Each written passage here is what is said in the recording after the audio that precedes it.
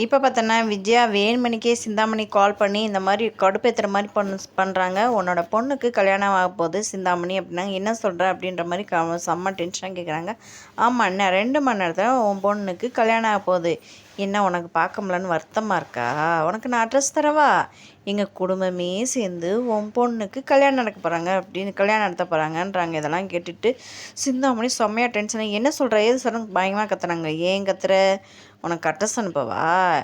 எவ்வளோ ஜாலியாக இருக்குது. நாங்கள் அவ்வளோ எல்லோரும் சேர்ந்து உன் பொண்ணுக்கு கல்யாணம் ஜாம் நடத்த போகிறோம். நீ வந்து பாரு.